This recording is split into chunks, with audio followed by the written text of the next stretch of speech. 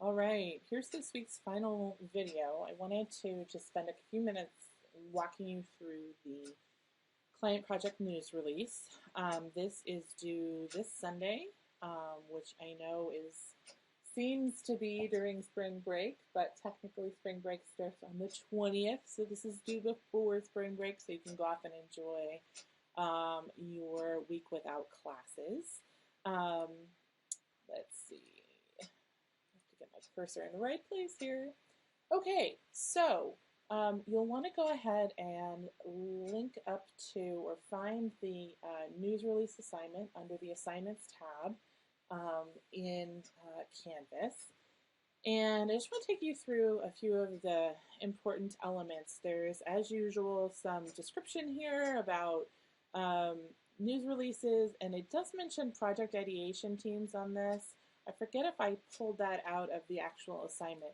I apologize, that's something we're not doing in the online class, so I forgot to take that out. But certainly if you have questions, you're welcome to kind of talk among yourselves if you want to use the discussion board to ask about ideas and things like that. So you're more than welcome to do that, and you're of course more than welcome to get in touch with me and ask me questions about your news release. So for your client project news release, you need to make sure that based on what we've talked about in terms of news and news value and newsworthiness, that your release does have news value.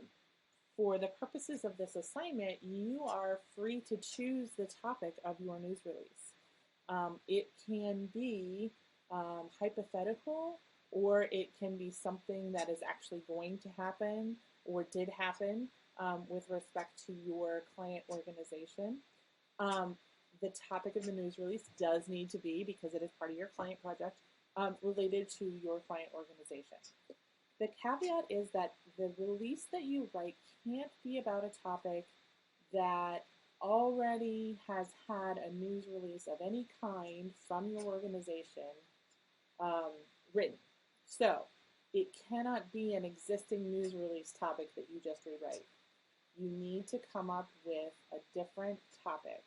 If that means you need to create a new topic or an idea or a product or something, that is an opportunity for creativity for you. So this is a hypothetical opportunity. That said, you can use, if there was a fundraiser last year in June, and you know that your client always does a fundraiser in June, you can write a fundraiser for June of this year, June of 2017. So it will have to be significantly different than the release from last year, from the June 2016 fundraiser.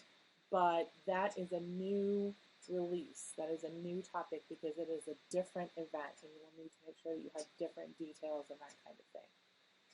I want to make sure that the work that you do here is your own. You cannot be borrowing language from a release or directly from your client's organization. So you need to be aware of that.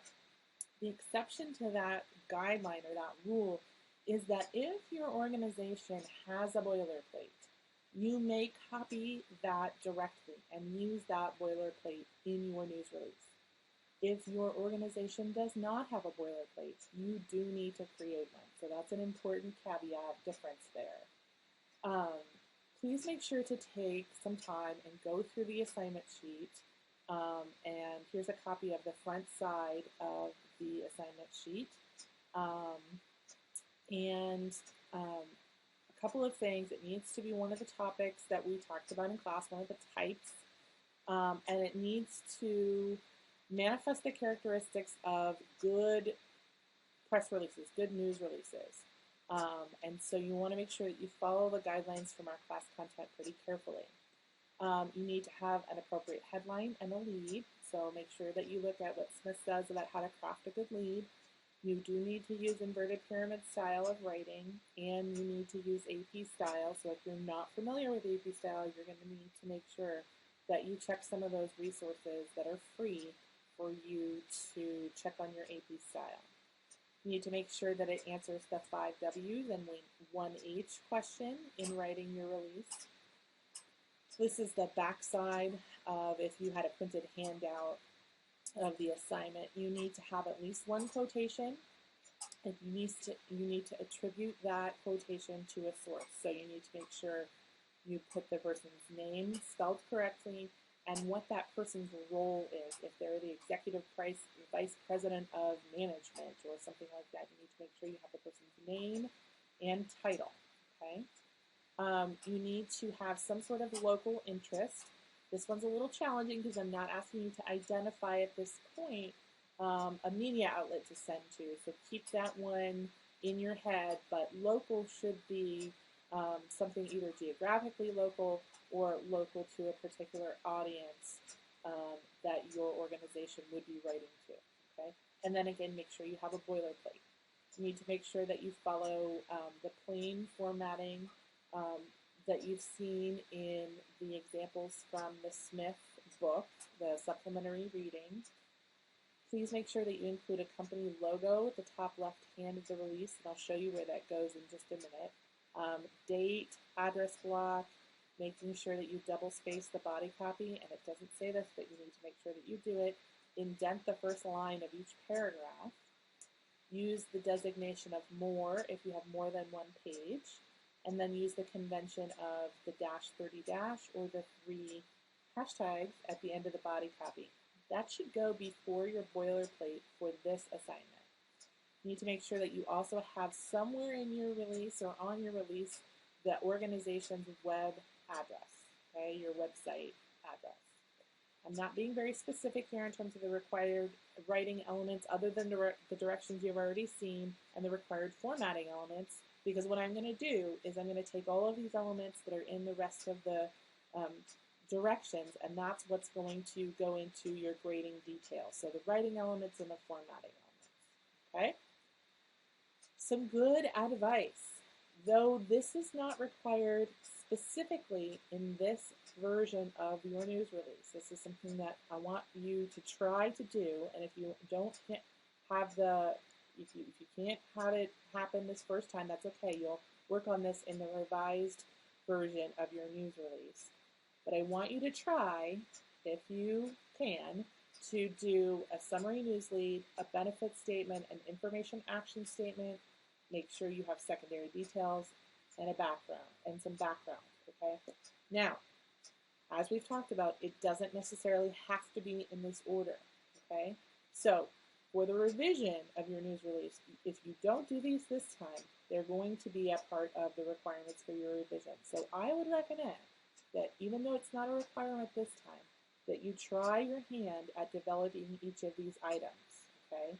You don't need to label them in the release itself. I'll look through and I'll be able to tell hopefully, which is your intended different element. Okay, so that's a recommendation. You do not have to do this, but it's a strong recommendation. I think it will help you write your news release more quickly and effectively so that it makes sense. Okay. Here's a picture. Here's this traditional news release formatting. Again, something I want to draw to your attention. In this release example itself, it gives you some recommendations, some directions. So I want you to use those as guidelines. This is from Smith's Chapter 8. The thing I don't want you to do, so the exception to this, is that I don't want you to use this formatting up here, news from your organization's name. Okay? I'm sorry, the animation's a little off here, but do not use the news from your organization's name. This is where you want to put your logo, your organization, your company logo here, and then your contact information, okay, in terms of where your organization is located. Then over here, you're going to include your PR contact person, and that can be you because you are representing this client, a telephone number and an email address. These do not have to be real.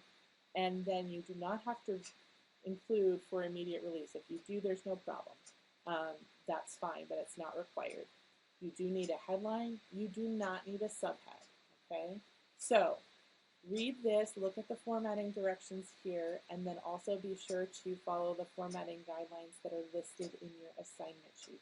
If you have questions, please let me know. I'm happy to help and answer any questions that you have. So with that, that's your news release assignment.